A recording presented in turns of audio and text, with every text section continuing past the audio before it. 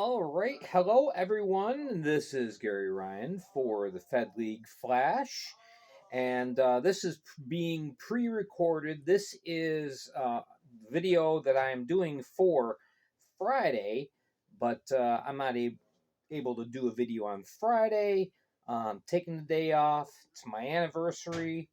Uh, Big shout out to my wife for putting up with me for 28 years. God bless her. All right. So this is being pre-recorded, but yeah, we'll have this posted Friday morning for you guys.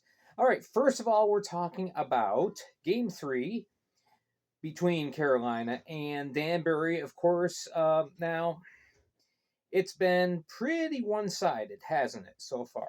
I don't think that that's going to continue to be the case. It's not out of the realm of possibility, of course, but we all know that Danbury is a much tougher team at home. And so that's what home ice advantage is all about. And so if they can get a win on Friday and then win again Saturday, then we'll go to Game 5 and they'll have reclaimed the home ice advantage. So we will see what happens. Carolina taking the first two games, really big for them. And of course, a lot of offense on display. Gus Ford, after really not doing a whole lot against Port Huron, he's really brought his game back up. 5 goals in the 2 games against Danbury.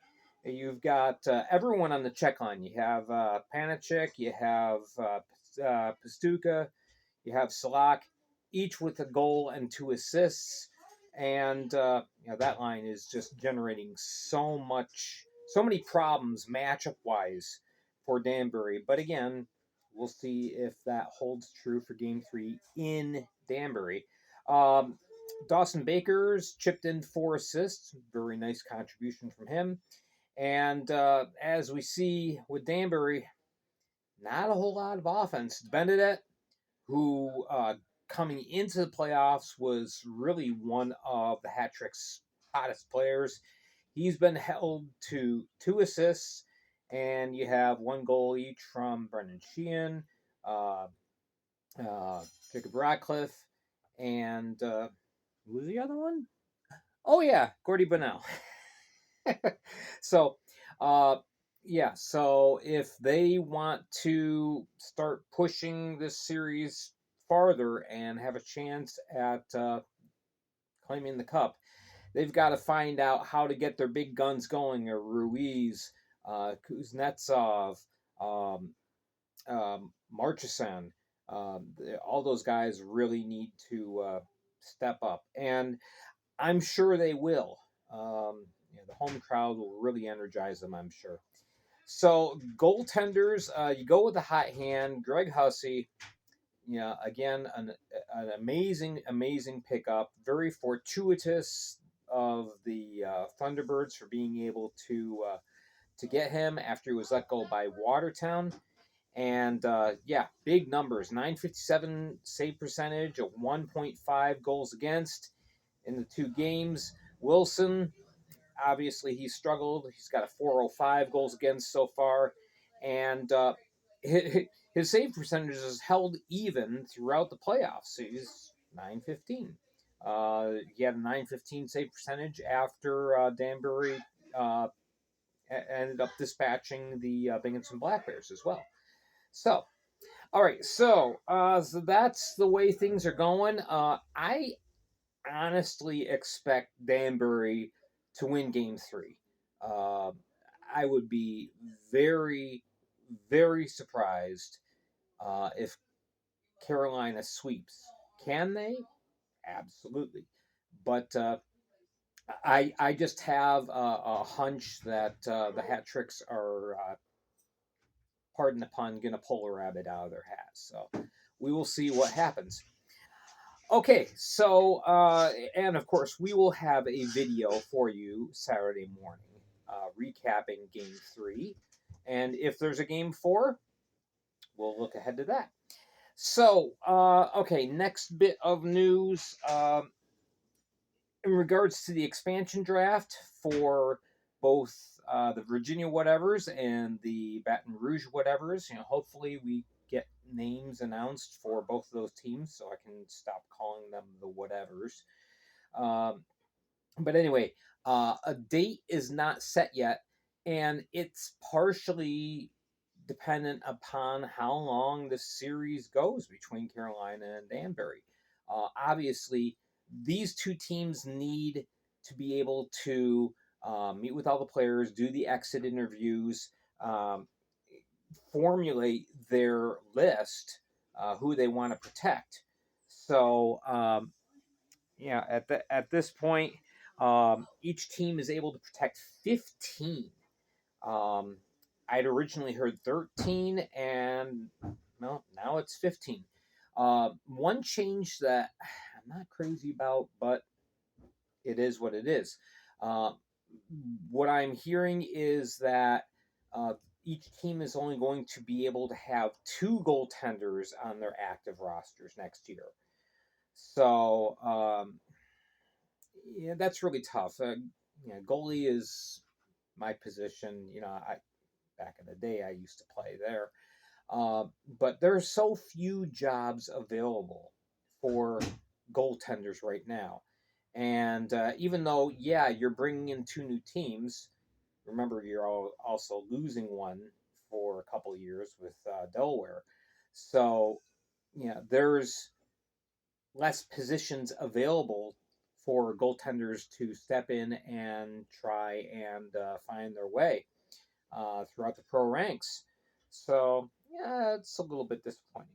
Um, I also want to address there's a little bit of confusion that's come out. I know a lot of you watch Travis Ridgen's blog, and obviously, he's looking forward to an opportunity to play somewhere in the FPHL. Of course, it's going to be tougher now with only two goaltenders per team.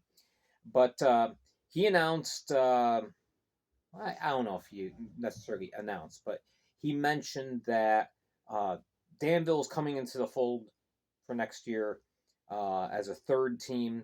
There is no confirmation on that.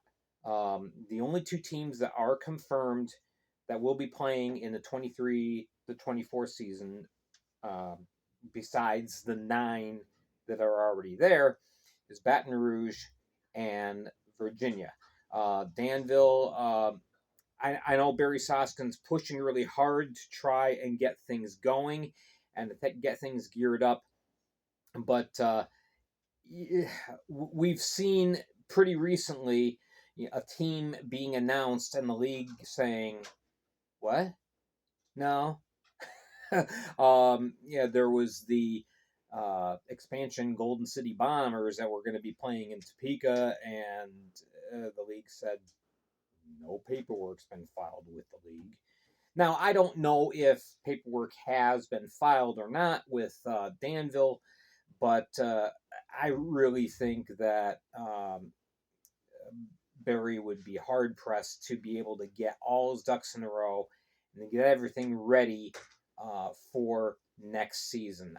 I still think that Danville will be coming back, but most likely it's going to be for the 24-25 season. I could be surprised in the end, but I don't see it happening for this next season. All right. The other thing to mention is, if you've been digging around on the FPHL website, which of course is federalhockey.com, there's a whole lot of stuff that's all whacked up and gone sideways on there. Elmira is still listed as inactive. They are not. Elmira is good to go for next year. The Mammoth are going to be a part of next season. They are very much active. Meanwhile, everything with the records from this year regarding Delaware have been scratched. So, that's kind of a shame. You can still go to Delaware's webpage and see their roster and their, how many points they scored and all that. But as far as it being reflected in the league, where they ranked with power play percentage and attendance and all that stuff, it's just gone. It's kind of weird. But so anyway, be patient. Everything's going to get corrected through time. I would assume that if things are probably going to remain a little bit wonky until after the GM meetings, which is on the 17th. That is a date which they're going to decide, when are we having the expansion draft. And then really after that, we kind of get into a quiet period. After the expansion draft, the players have 7 days to sign. If they don't sign, they become a free agent. Now, as far as if you're protected, I'm not sure what the date is where you're officially the property of Team X until next year, because with the FPHL, all contracts are yearly. So I'm not really sure how long that's going to be lasting. But nonetheless, well, hello there. So we're going to have to see what's determined with that. But yeah, there are a couple of players already announcing that they're retiring. Cam Yarwood from Binghamton Black Bears announced that he is retiring, and after 9 years of playing hockey, he's going on to the next chapter in his life. So, best wishes to Cam, and everything in your next adventure in your life. I'm sure there's going to be other players that will be announcing their intentions as far as if they're retiring, if they're returning, if they're looking at other opportunities in the SP or in Europe. All that's going to be sorted out. Some of that's been sorted out privately behind closed doors with the teams formulating the protective lists. Obviously, there's no sense in protecting Joe Schmo if Joe Schmo is just planning on playing in Switzerland next year. So, I'm sure the communication has gone on between the team and the players, with the exception of Carolina and Danbury. That's all got to get settled. But I'm sure that there's been some discussions going on with those two teams as well.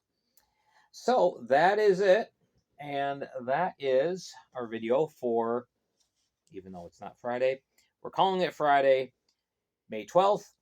And so anyway, we will be back here Saturday, May 13th, talking about if we have a new champion or not. Thank you so much for watching. I appreciate it. We will continue to be here on YouTube. Hit me there, youtube.com @FPHL Flash.